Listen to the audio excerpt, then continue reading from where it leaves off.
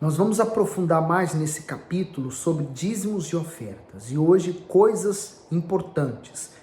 Vamos meditar. O dízimo é importante para Deus e para a igreja. Esta nada pode fazer para alcançar os pedidos sem o dinheiro tão necessário na sociedade de consumo na qual vivemos. O ato de devolver o dízimo é de máxima importância para quem o faz. Abraão, por exemplo, só passou a ser realmente abençoado após ter pago o dízimo a Melquisedeque. Somente após esse ato de fé, submissão e lealdade, Deus estabeleceu a sua aliança com ele, dizendo: "E porei a minha aliança entre mim e ti, e te multiplicarei grandissimamente. Quanto a mim, eis a minha aliança contigo, será o pai de muitas nações." Está em Gênesis 17, 2 e 4. Então, Abraão foi o primeiro dizimista da história. E Deus não havia pedido isso a ele. Mas, por divina revelação, a sua fé pediu isso a ele e ele fez. Por isso que o fato de nos tornarmos dizimistas tem que ser uma revelação pessoal de Deus em você. Não pode ser uma imposição de quem quer que seja. Por isso a importância, né? Às vezes a pessoa ela não consegue entender o motivo de ter que ser dizimista. E ela fica preocupada porque ela está dando o dízimo dela na igreja, e o que vão fazer com o dízimo? O que vão fazer com o seu dízimo não importa. Se o pastor vai roubar, se a igreja vai pegar, se a igreja vai usar, de que forma vai usar. O mais importante é você com Deus. Eu dou meu dízimo, eu não fico preocupado com o que vai ser feito com ele. Eu creio que a igreja vai usar para o ganho de almas. Mas o mais importante eu já fiz, que foi apresentar a 10ª parte dos meus ganhos ao meu Senhor. Assim, Abraão passou a ser o pai de uma grande nação, Israel, e consequentemente ascendente do Senhor Jesus, o nosso Salvador. O dízimo tem tanta importância que foi ordenado muito antes dos 10 mandamentos da lei de Deus. Se ele era importante antes dessa época e também durante a lei, por que não permaneceria importante depois dela? Em certa oportunidade, Jesus repreendeu os escribas e fariseus acerca do formalismo em que praticavam a lei. Ele ensinou que o juízo, a misericórdia e a fé eram as coisas mais importantes que se poderiam tirar da lei de Moisés, mas que mesmo as praticando, não deveriam omitir as outras, que também eram importantes. No caso específico dessa passagem, uma das coisas importantes das quais Jesus Cristo fala é nada mais e nada menos do que devolver o dízimo. Ai de vós, escribas e fariseus hipócritas, pois que dizimais a hortelã, o endro e o cominho, e desprezais o mais importante da lei, o juízo, a misericórdia e a fé. Deveis, porém, fazer essas coisas e não omitir aquelas. Então, eles faziam, davam dízimo de coisas tão mínimas, para mostrar às pessoas que eles eram de Deus, mas esqueciam às vezes de ser, dentro deles, no interior deles, ser justo, misericordioso e ter fé. Quando falamos sobre o dízimo, sempre somos alvos de piada, objeções ou críticas por parte de alguns incrédulos. É claro que se a pessoa não é iluminada pelo Espírito Santo, mesmo que compreenda o seu significado, terá dificuldade para aceitar o fato de que ela precisa cumprir essa determinação da parte do nosso Criador.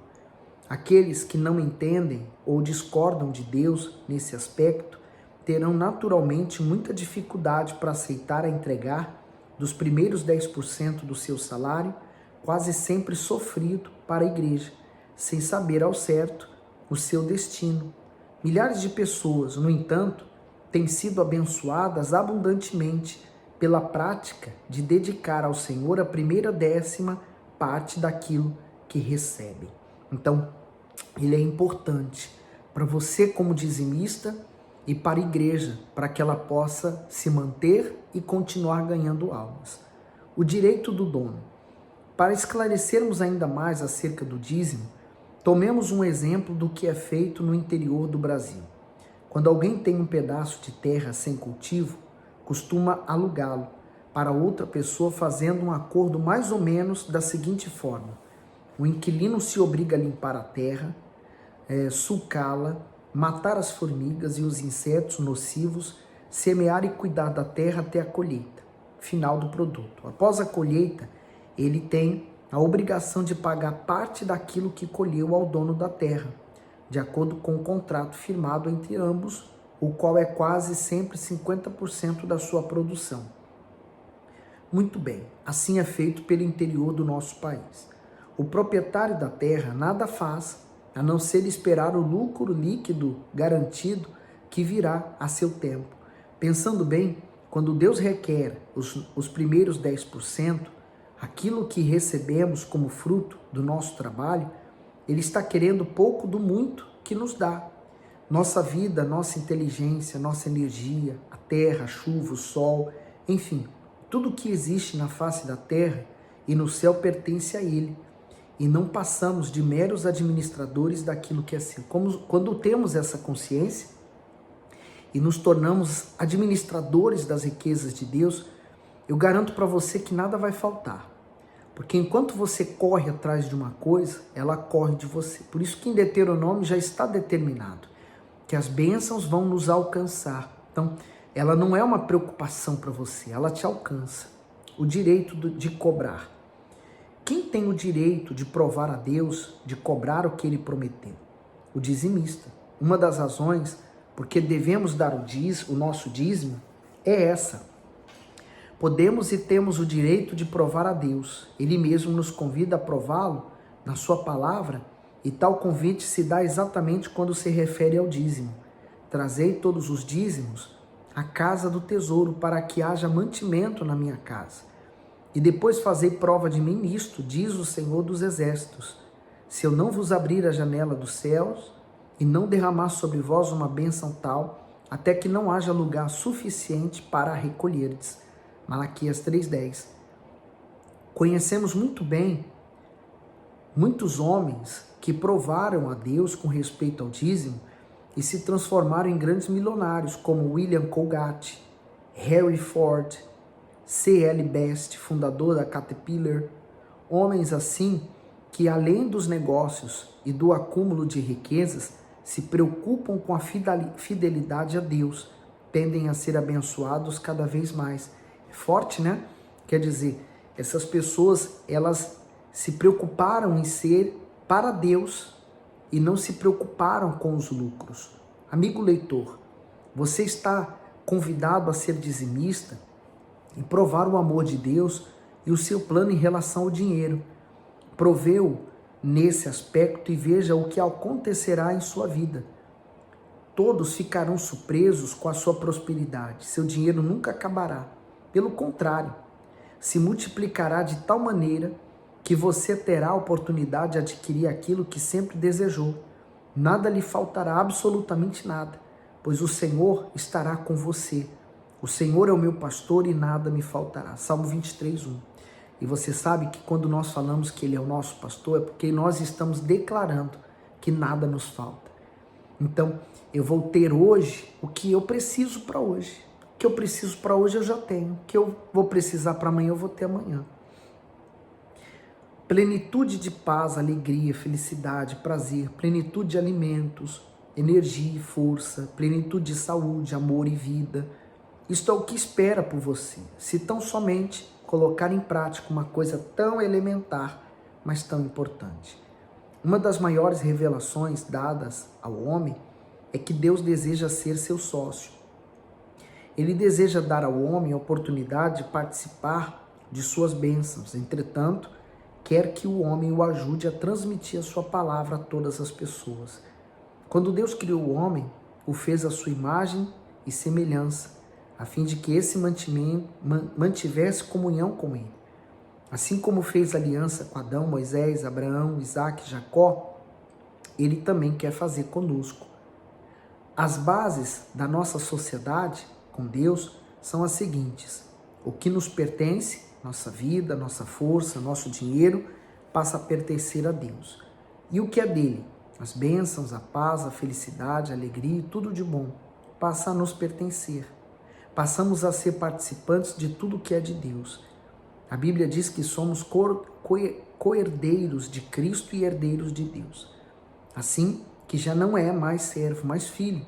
E se és filho, és também herdeiro de Deus por Cristo. Gálatas 4:7. Então, eu não conheço nenhum filho cujo pai é rico, ele ser pobre também.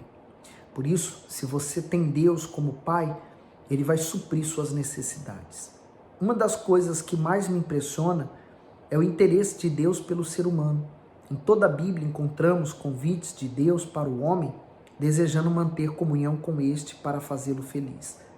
Deus tem determinado a sua bênção para todos os que o invocam, em espírito e em verdade. Quando somos seus aliados, ficamos comprometidos com Ele e Ele conosco. Pertencemos-nos um ao outro e caminhamos juntos, da mesma maneira que Deus se relacionava com Adão e Eva, antes de desobedecerem, lhes dando a abundância de vida e comungando diariamente com eles. As bênçãos decorrentes dos dízimos são ilimitadas, isto é, não tem fim. O dizimista fiel está sempre recebendo bênçãos, não somente financeiras, mas também físicas e espirituais. O dízimo abençoa a pessoa em toda a sua plenitude, pois foi e é parte da própria criação de Deus. Quando criou a terra e tudo o que há nela, Deus tirou um dia para o descanso. Esse foi o dízimo. Quando entregou o jardim do Éden a Adão e a Eva, lhes deu posse de tudo, menos da árvore do conhecimento. Aquela árvore representava o dízimo. O próprio Senhor Jesus é um exemplo de dízimo, pois ele também foi dado por Deus, a fim de que pudéssemos participar da natureza divina. Portanto, o dízimo é fundamental para a vida física, espiritual, financeira do cristão fiel. No próximo vídeo, nós vamos falar da diferença entre o dízimo e a oferta. E eu tenho certeza que o Espírito Santo, ele vai orientando você. Às vezes, surgem pessoas que querem semear a dúvida no seu coração com respeito ao que você faz. E é importante você estar bem consciente do que é dízimo, do que é oferta, para que não haja outro pensamento, nem pessoas mal intencionadas venham desviar você do seu caminho, da sua fé. A fé é uma revelação de Deus dentro de nós. É a fé, é pela fé que nós fazemos todas as coisas. Então, mantenha-se firme na fé, aquela revelação de Deus para a sua vida, tá bom? Bom, vou ficando por aqui, que Deus abençoe e ilumine você ainda mais. Coloca nos comentários se você tem alguma dúvida, tá bom? Fique bem.